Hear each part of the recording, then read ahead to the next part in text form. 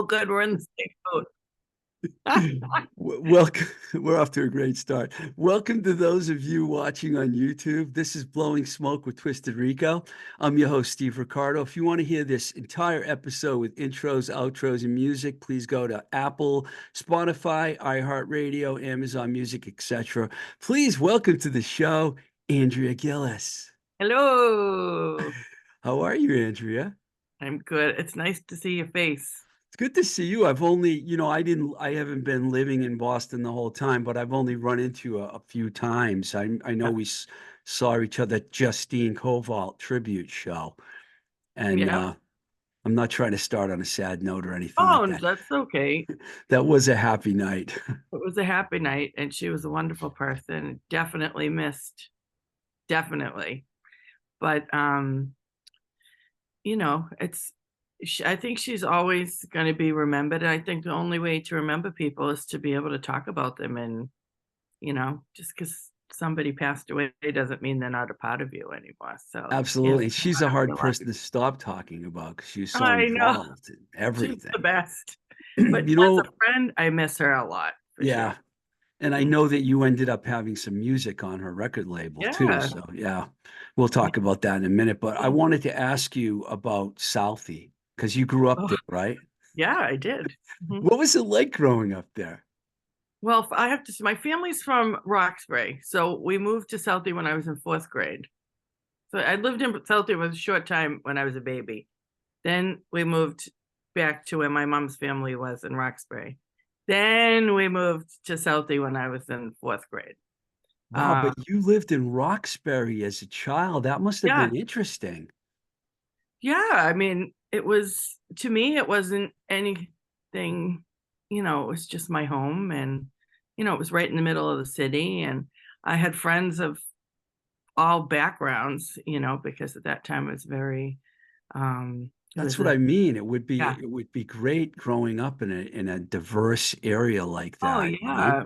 Yep. We had like um people from Puerto Rico across the street, people from Cape Verde around the corner. And so, I had friends of all colors and backgrounds at that stage. So it was, and all kinds of smells. I remember like all the different kinds of food, just smelling all Oh, that'd be these different kinds awesome. of food. And then you walked into my house and it just smelled like Italy. No, So, you're half right. Italian and half something else, right? Yeah, Irish and Scottish. Yeah. Like, Irish and Italian's the greatest combo.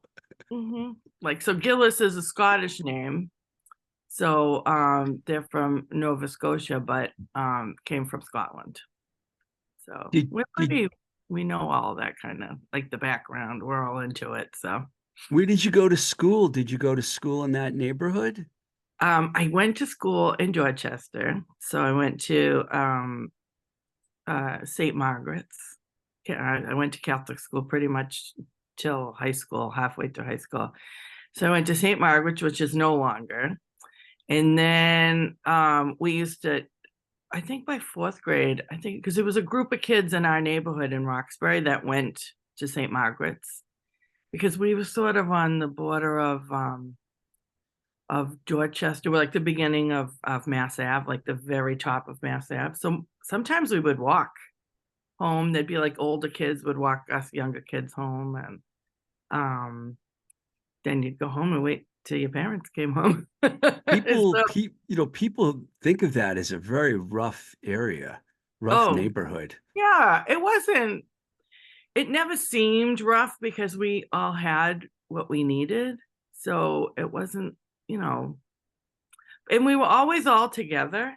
So it was never, nobody was ever alone.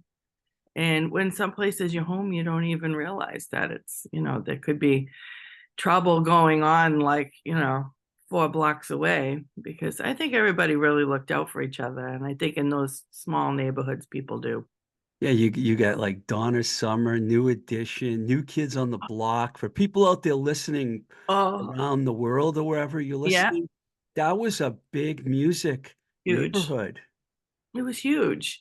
And I remember my friend Maria Centeo and I, And my mom knows this now, but she didn't know this then. But do you remember Zayre's? Do you remember Zayre's? Yes, I do. Yeah. Department store, right? Yeah. Yeah. So we walked from, because I was like obsessed with New Kids on the Block. The both of us were. So we were like, we gotta find New Kids on the Block. So we went to Zayre's with Maria's mother, and we left her, and we just walked to Orchard Park Projects, and walking around the projects looking for New Edition. Wow. I was like, I didn't think anything of it. Nobody looked at us or anything. And then we walked home, but I got in some trouble that day. Wow. Did I was you like 7, I think, 7 or 8. Yeah. Yeah. were you into music? Well, obviously, you said New Kids first, but then you said New Edition. Were you into like Or- both of those No, bands? I mostly was New Edition. New Edition? That makes sense. Yeah, because you're very soulful. You went in a very soulful Yeah. Oh, yeah. direction.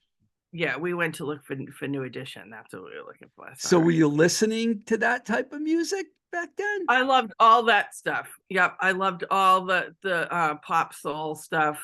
Yeah, like, well, I loved Prince. So if I could have a poster on my walls, then would have been Prince. I loved the Gap Band, so I loved all that funk, and I also loved like anything I had to do with Prince, Sheila E. or any of that sound that came out. And then I also loved Madonna a lot at that stage, at the early Madonna. And but yeah, I just like dancey pop stuff. But then my uncles, so my aunts listened to a lot of funk stuff, Gap Band, Zapp and Raja, that kind of stuff. Then my uncles all listened to the Stones, Led Zeppelin, Who, that kind of stuff. So I liked that too. So I got a little bit of both sides of popular music. So That's a good combo. yeah, nobody Did- played music, and we had a piano in our house, and nobody Really? played the piano. Yeah, What was the piano doing there? just there. I think my grandmother just wanted everybody, like, wanted somebody to play the piano. I think that's why she had one. Wow, that's interesting. Yeah. Um, did you go to high school in Dorchester? Half. So I went, and this is at this stage we were living in Southie. So I went 2 years at Monsignor Ryan Memorial High School for Girls, my freshman sophomore year. So we would take the bus from Southie to sort of was near like right behind St. Margaret. So it used to be like St. Margaret's High School, but then it was turned to Monsignor Ryan. So I went there for 2 years. Then I was acting up, apparently, so they say, and I went to Southie High after that. My mom was like, "That's it, you're acting. I'm not paying for school for you anymore." Well, I know So I'm asking you a lot of questions about that neighborhood, but I'm really interested that's about this. okay. Was Southie High a tough high school? I get the impression it Yeah, must have been a really tough place. I think it was. I think especially coming from like a private school, a Catholic school, and then going into a public school where things were a lot more wild. You could be a lot looser, and people were tough, and I was not really like that. So I was almost sort of not guarded, but I always had like an awesome group of friends, and like I said before, we always kind of stuck together. So I remember when had started Southie High my junior year and walked in, I was like, whoa, I was like scared. Um, and at the time, like, people were smoking cigarettes in the bathroom, some people just smoking cigarettes walking down the hallway, girls were fighting, boys were fighting, like there was security guards. And this was, I'm not kidding you, Steve, 2 blocks from our house. So all Wow. of this stuff was going on, which it was kind of, I grew up sort of in a nicer neighborhood of Southie. So it was wacky to like walk in and see all this stuff. And to be honest, I didn't want to be there. Like I said, if this was the school I had to be in, I didn't want to be there. So I didn't I didn't like really bond too much in that grade. I met some close friends because I remember I went to the bathroom and a girl was like started to sort of mess with me a little bit. And of course I'm like, well, try to put on this tough face. Meanwhile, the inside, I'm like, oh my God, this is the worst day of my life. And all of a sudden, like one of the bathroom stall doors open, just flung open. And this tall, I swear, she's so beautiful. She's like a goddess. Probably that's how I looked at it. She like came over and she was like, grabbed the girl by the back of her shirt and pulled her away and said, you get out of here. she, Wow. and she ended up being both of those girls ended up being best friends by the end of it all. And we all ended up being pals. But that was my first days of school in Southie High. I had never experienced anything like that in my whole life. Even Well, growing up in both of those neighborhoods, nobody ever wanted to like beat me up. You know what I mean? so you were still in like an urban setting, so were people more listening to like city type, music? In that Sure. urban area was like Yeah. you're too young for disco, but well, yeah, Yeah. Which you're I liked. I loved like the Bee Gees and stuff like that. But believe it or not, strangely enough, in Southie, there was a love for disco. Like, at a time, well, any sort of like, a party that somebody had, there would always be some sort of like disco playing, like I Candy believe that. Satan or things like that. That was kind of like the dance music. But then it would go from that to like Guy or, I don't know, maybe even some more New Edition, maybe Heavy D and the Boys, that kind of stuff. You know what I mean? So it was definitely more urban. And as far as like, if MTV was such a big thing that we all watched MTV, obviously. I mean, I remember the first day of MTV, so I would watch MTV in the house and watch The 79, Cure. I think. 79, right? 79, 80, Yeah, something like that. 80, yeah, Yeah. yeah. And so I would watch the other kind of music, which I like quickly started to like and related to. Cure, Depeche Mode, and all the British stuff, which I love now. Did you So much. did you have any inkling at all that you were going to get involved in the music world at that time? Is that something you wanted to do or I definitely, yeah, I surely did. And my especially one aunt, she listened to a lot of music, like a real lot. And so, when I was about, I'd say 13, I really was like, I'm going to be a singer. Like, that's what I want to do. you I'm going did? to. Yeah. So I learned this one song, and I'll never forget. I was like so nervous, and the woman's name was Shirley Murdoch, and she was the singer in Zap. And I don't know, something connected with this song, and now since covered by many soul singers, and I wouldn't even attempt it now. But and I learned this song, As We Lay, it was called. And my two of my best friends, and we were walking around the heights in South Boston. And I'm like, I want to sing you guys a song. And they're like, okay. So, and I was like, I'm really nervous though. And they're like, just sing it, just sing. So I sang it. And the two of them, I remember looking at their faces and they were like, what?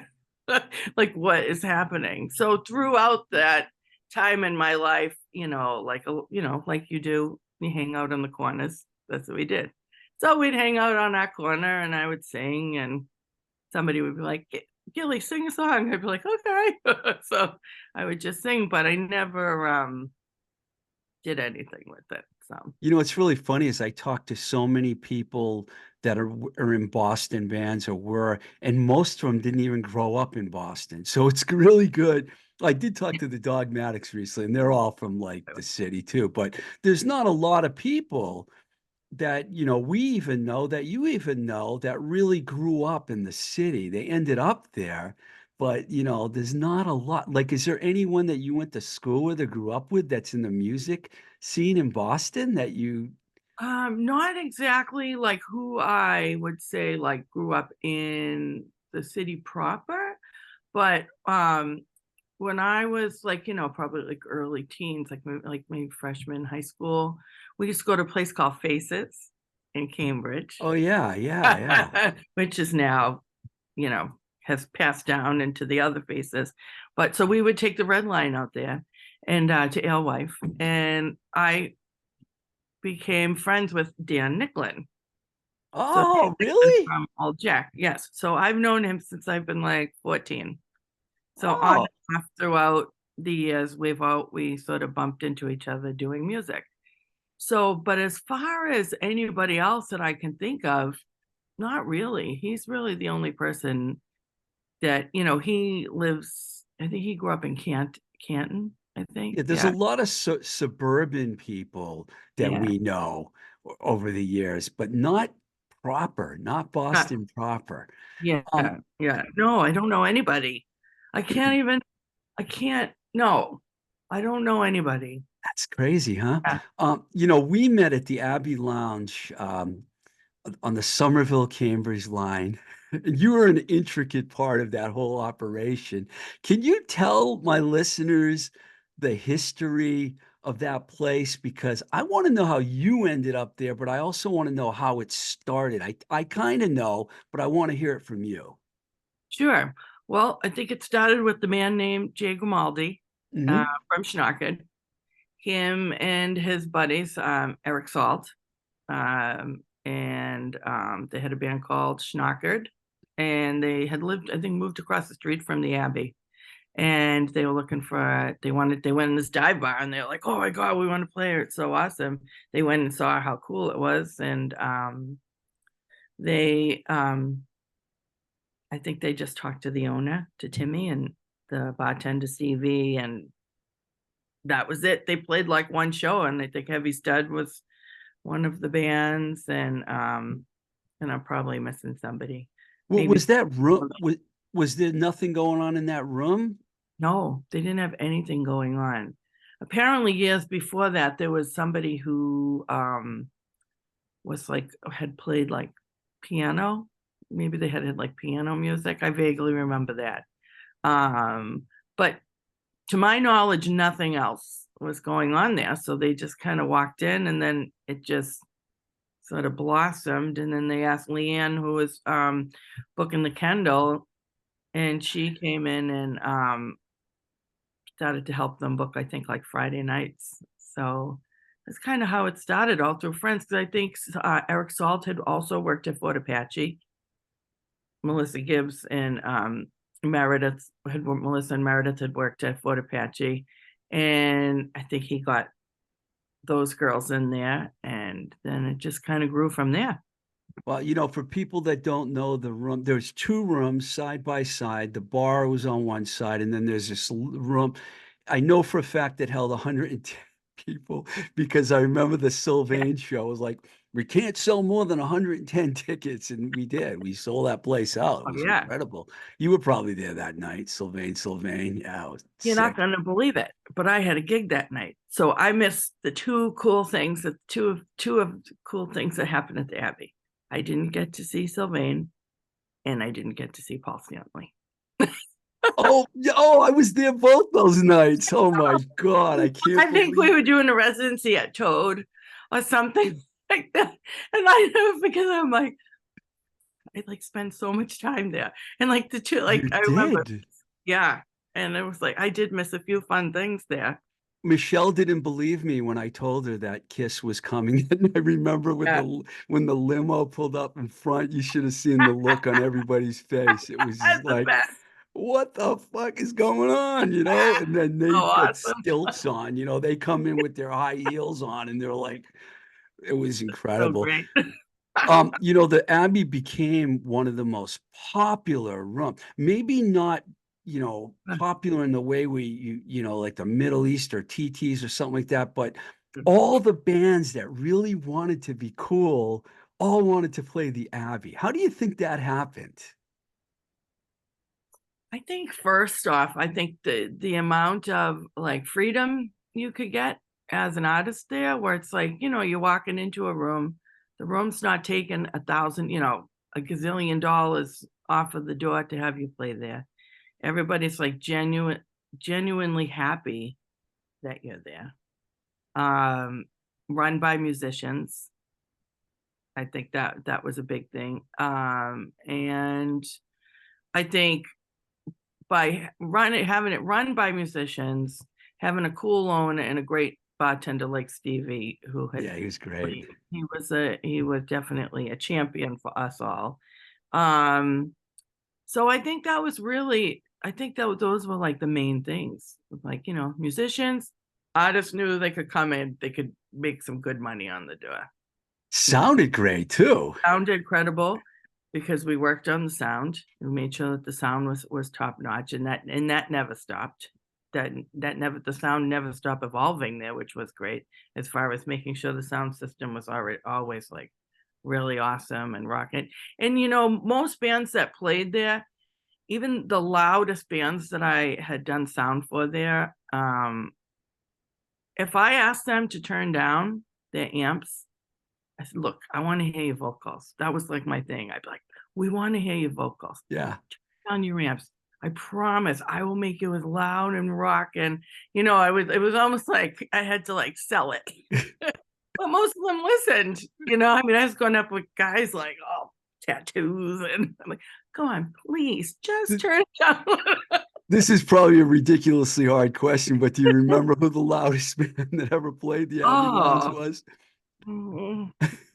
There might be like 10.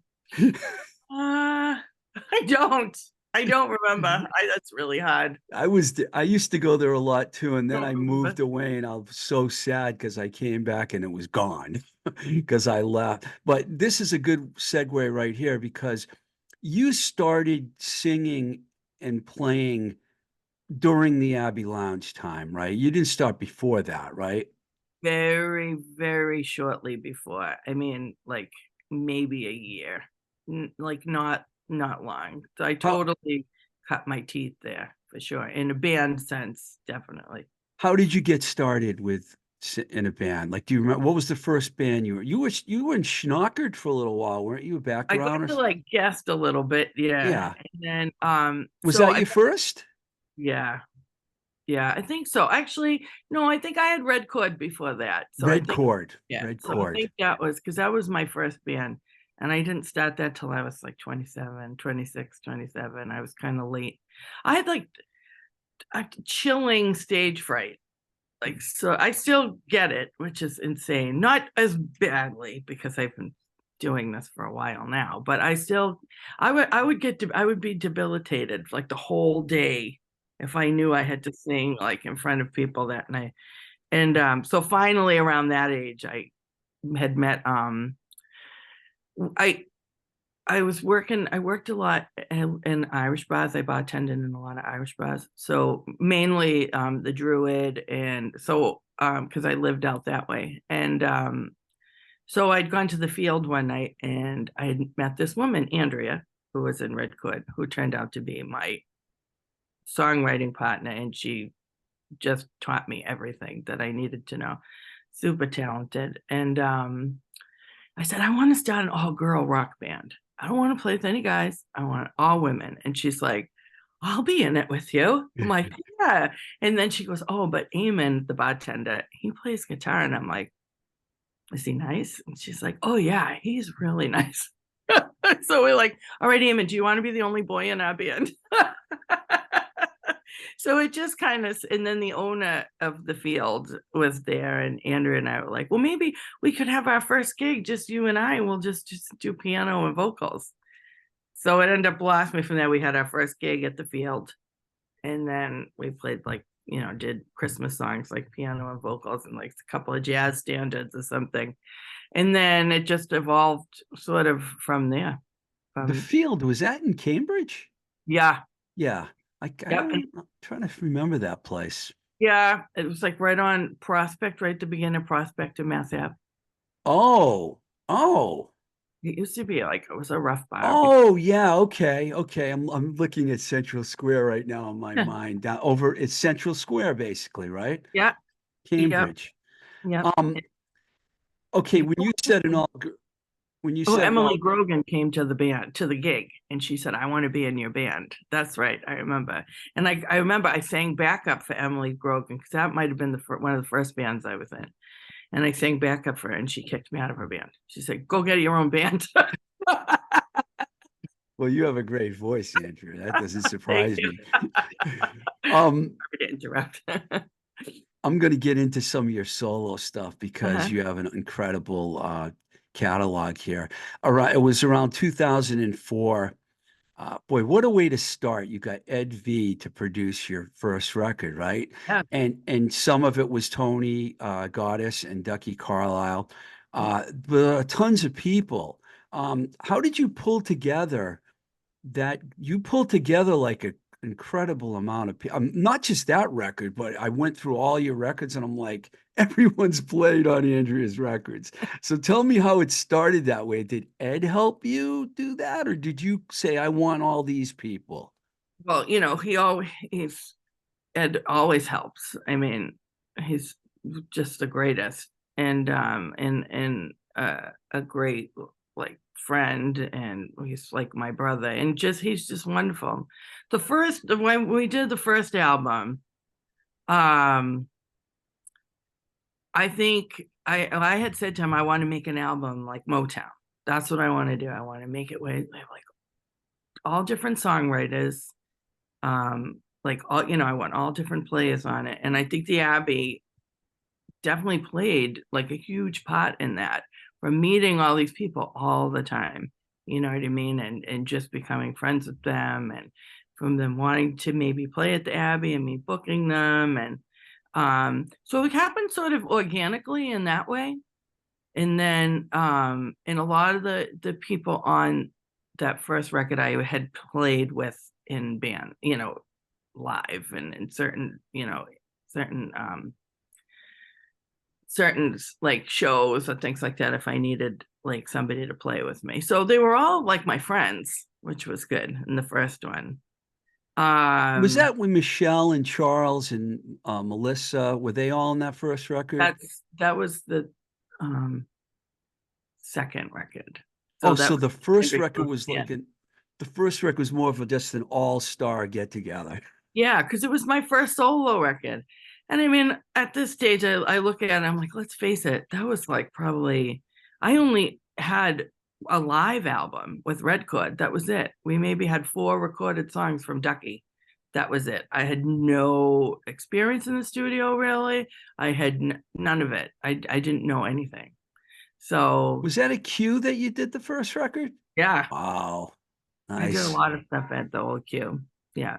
And it was super fun. I mean, and it was more of like the camaraderie because I still like it that way. I like it when everybody's having a good time. The songs come out good. I don't mind a live record, like a live in the studio recording. Like I'm up for anything. So I think a lot of that too helps when you're up for anything. That's the sound. The sound is being up for anything.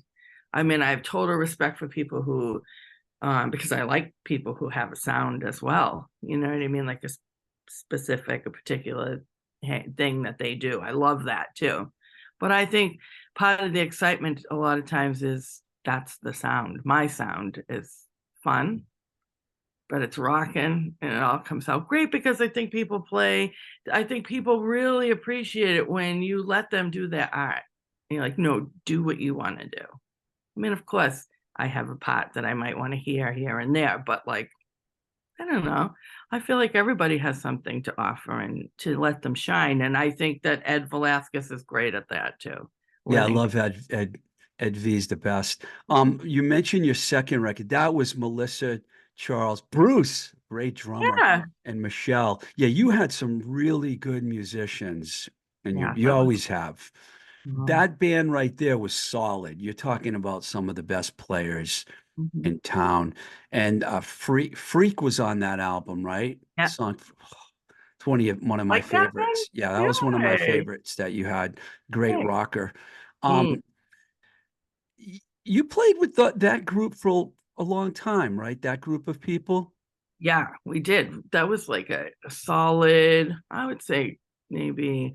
Well, I played with Melissa and Michelle since sort of off and on since the Abbey days anyway, because we had the other girls. Other girls. Yeah, I Yeah. didn't mention the other Yeah, and we girls, but yeah, and we're best friends and still to this day. And so when we had Andrea Gillis band, that was like once that group of pals, once that kind of came together and like nobody had too many other things going on. So it was all good timing for everybody else too, to be able to join a band, because I'm like, look, I want a band and I want to play. And they were totally up for it.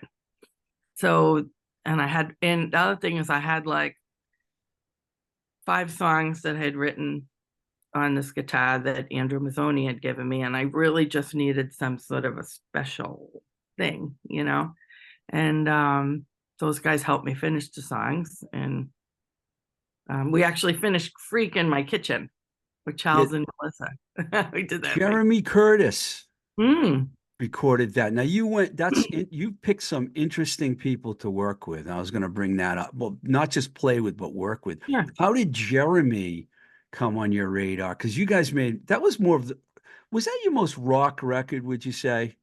Oh, yeah.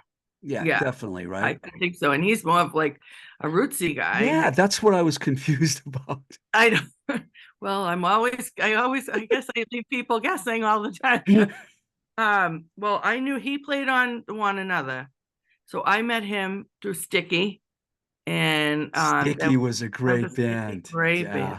I think I had sang on something for Sticky. I You've done think, stuff with Steve Mayone too, haven't you?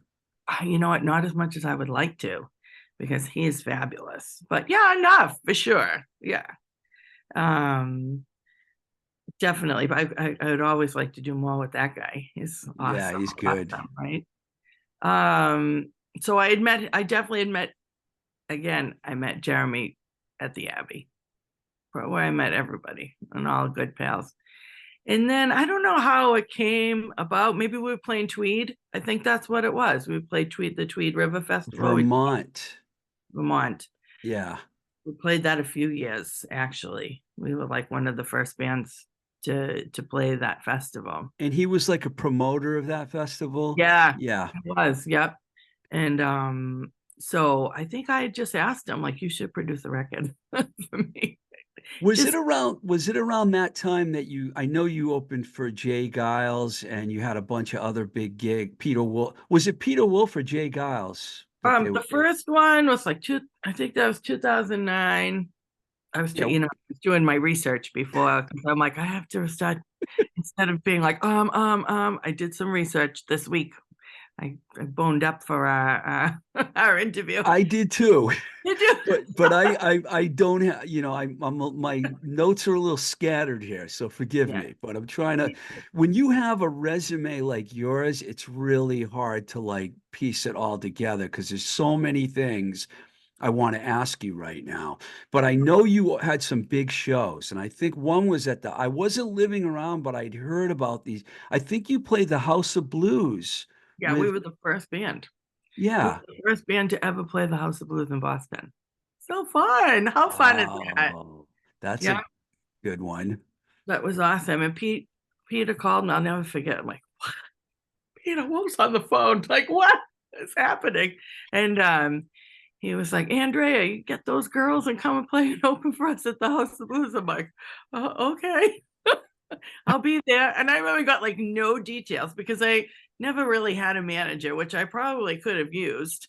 And the and so anyway, that was it. He just called to ask us to open Jay Giles, and it was probably one of the greatest nights of our lives. It was sold out, I'm sure. Oh, yeah. It was, and we watched I don't even think we left the backstage. We stayed, all of us, Michelle, Melissa, and Charles, and Bruce, and we all stood on the side of the stage just watching the whole show, because we could. We didn't, we just stayed. I didn't want to move. None of us wanted to move. We didn't want to miss anything. And it was incredible. It's a good room. Yeah, and Duke was playing with them that night. And I think that sometimes Duke might have like he's really good friends with Pete. And I think, Pete always knows what's happening around town, always. So I think between Duke and Asa was very good friends with Peter Asa Brebner. also. Yeah. And so, they were always sort of had their finger. They all kind of knew what was going on around town and, who should be doing what. And, if you like, go and see this person or that person. I wasn't there, but I think Peter Wolf showed up and jammed at the Abbey one night, didn't he? Oh yeah, he did a couple of one time he came, Asa recorded the Abbey Load. He'd Yeah. recorded that live album, which I just recently listened to. It's just like incredible live album. It's so good. And so he came for Ace's album. And then, he would show up when like one time there was like this young hip hop band there. And he just like showed up and like jumped up on stage with them. But I think he was buddies with one of them. And I remember that was probably one of the first times I was like, oh my God, Peter Wolf is here. Crazy. And now he's my pal. I love it. He's a good pal to have. I got to talk to him one day. I was in it was really funny. Little Steven, I had my time where I worked with him on the charms and stuff. And he was at the Oh, Charles yeah. Hotel and I went over to get him to get something to eat. He's like, I want to just go to a little divey place. We went to Leo's and we walked in, and the only person in there was Peter Wolf. And it was like I was like on cloud nine. I'm like, how the hell did I end up with these two guys? And That's awesome. Steven thought I set it up, which I did not, Yeah. because Peter Wolf just hangs out in Cambridge. So he's one of the greatest. You had a bunch of different things you did along the years, but I'm gonna jump ahead here to Ladies Love Thunder because that record is a real gem. Once again, you put together an incredible group of musicians performing their songs. Like, whose idea was that? Well, a lot of it was mine as far as the songs go. Ed's always great at like throwing one or two in here, like, oh, like he threw me like he's like, you should do this salt song, I'm like, yeah, okay, I'll do that one. And then Ed really took a lot of the reins too on as far as the players, like, putting that together. We started recording that record when I was pregnant with Massimo. Oh, So I was really not I wasn't feeling very creative. Like I wasn't really like, oh, I need to write some songs. And I just so happened to have a very talented husband who had lots of songs that I would like to see him play. And I'm like, can I cover that one? So I just asked him. And I just asked Dennis, like, I was like, do you mind if I Dennis cover? Brennan. Yeah. And uh Ed had asked Tim if he's like, I think Gillis should cover this song. It would be a good one. And I asked J Po if I could do his song, which is a lot different than his original version of that Ball and Chain. So I just kind of asked everybody, hey, do you mind if I cover your song? And Ed was wicked instrumental in sort of putting everybody together and scheduling everybody. So we started recording it when I was pregnant. Then we had to put it on hold until I had the baby. And then it was also during that time of I think when it was like that crowdsourcing company that went under and stole all the money from everybody. I can't remember the name of them right now. But anyway, so people had pledged. It was Pledge. Oh, I didn't know Pledge about that. Music. That sucks. So that whole company went under. Like artists, it didn't matter. Like huge famous artists got screwed. The little guy got screwed. Everybody got screwed. So that was one of the reasons behind it. We're like, we'll make this really great album. We'll be able to pay everybody really well. Maybe even be able to put it on vinyl. It's going to be killer. No money. They took the company folded. So luckily we could do what we did, and we finished it, and it came out really great. It did. And I also had this sense of during that time, like, which is something that women go through. I mean, and as artists too. I mean, artists go through this in general. women, we go through this. We don't want to be forgotten just because we have a different thing happening in our lives, which is almost this natural thing that happens, like, oh my God, no, I still have to keep going. I can't stop. Like, I played my last gig a month before at Tweed River Festival. I was like out to here, and I like still playing rock and roll. And then I only took a month off, and then I was playing at Toad. I was like, it's crazy stuff. But in my mind, I was like, I can't stop. If I stop just because I have a baby, then what are people going to think? That is a dilemma. Yeah. And so that's why I just kept going. And Ed was so great, and Mark was so great, and all the Chris Anzalone, everybody was so great and helping and doing that and helping me not lose myself. So it was great. Couple things about that record. You did a cover of a Harry Nilsson song, "Jump Into the Fire," one of the great Harry Nilsson songs. What made you pick that? Well, I used to do with AGB with the girls and Bruce and Charles. Oh, you did? Yeah. So I've been playing that cover has been around for a long time. And Ed was like, we should record it. And I said, okay. He's like, but let's get it to as close and as wacky as you do it live. Because sometimes it like goes on for like, 5, 6, maybe even 8 minutes. And everybody takes solos and I'm screaming and it gets wacky. And so we ended up recording it. And I remember that part. So the first time also goes back to the Abbey. It's very interesting. So Triple Thick were playing at the Abbey. Love and they them. Used to play, it's one of the greatest bands. Yeah. And they were playing at the Abbey, and they used to play Jump Into the Fire. And I was doing sound for them one night. Do you remember that? Yeah, and they did. remember doing sound, and there they were, play Jump in the Fire. So when I started to cover Jump in the Fire, I asked Mitch, I'm like, do you mind if I cover Jump in the Fire? He's like, it's not my song. You knew that was a Harry Nilsson song, though, right? I did, and Yeah, I remember from Goodfellas. Yeah. Oh, yeah. The other interesting thing about this record, it sent me on I won't say it's a wild goose chase because I did get my answer. I listened to the record and Weed Me Out. I was just like, this song's great. And I thought it was a Township song, and I went and looked everywhere for it. And then I found it on this solo thing that Mark did that was just on Bandcamp. So that was a gem to pull out. It's still like one of my favorite songs to play live. I mean, it's incredible. I mean, and like seeing him, he plays it like one of the first times I saw him, he played it solo, acoustic guitar, just him. That's it. Seeing this, and I'm like, this guy's incredible. He doesn't care. Like, I mean, he cares so much that he doesn't care. You know what I mean? He's just pours his being out. And I said, oh, we have a lot in common, him and I. So you married him? Yes, I married him. He's lucky. Yeah, you guys have a really interesting story. You're both so talented, and you ended up together. That's fantastic.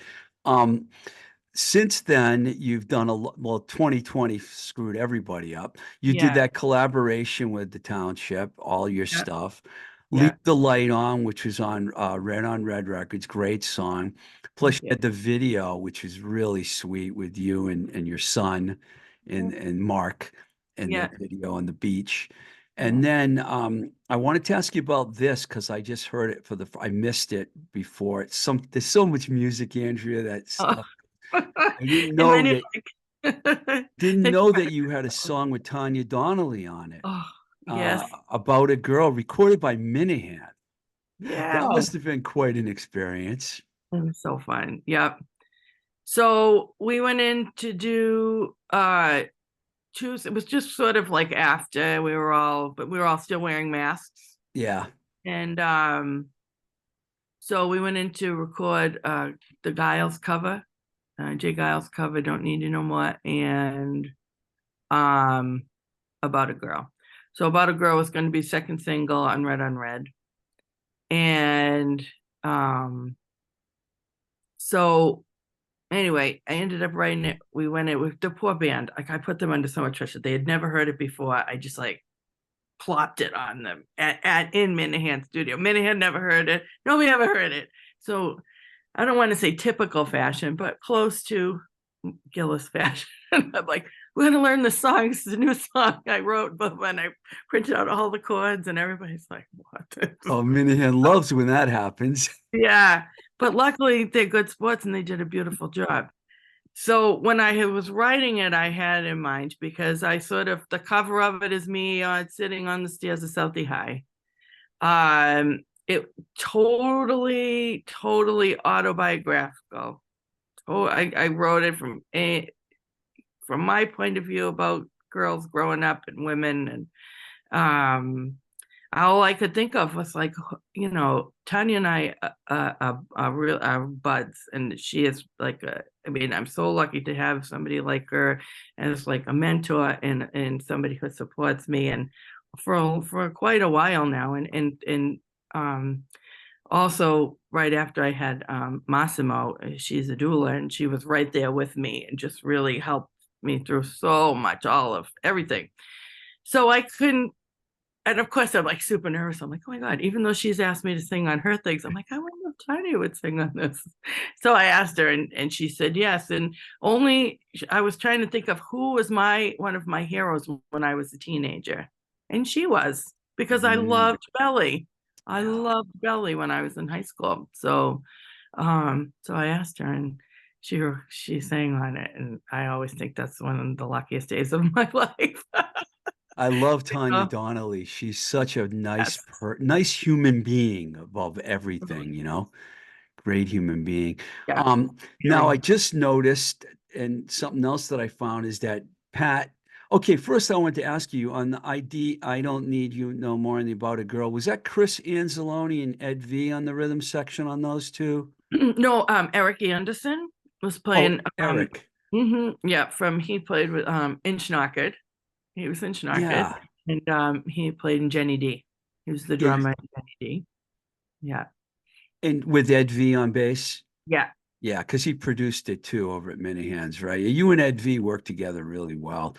yeah. It's really good that you've had these long relationships for like 20 years. You know, those are the best kind to have in the music business because you can Mhm. count on people to be there for you, you know? And Yeah, you and Ed, definitely. Pat DeCenzo, I always get his name wrong. Did I say it right? DeCenzo. I should know these Italian names. yeah. By I call he him he Pat he Tenzo, and I probably say it wrong. And he he's like did the best guy of all time. He did a wacky remix of Jump in the Fire. I listened to that.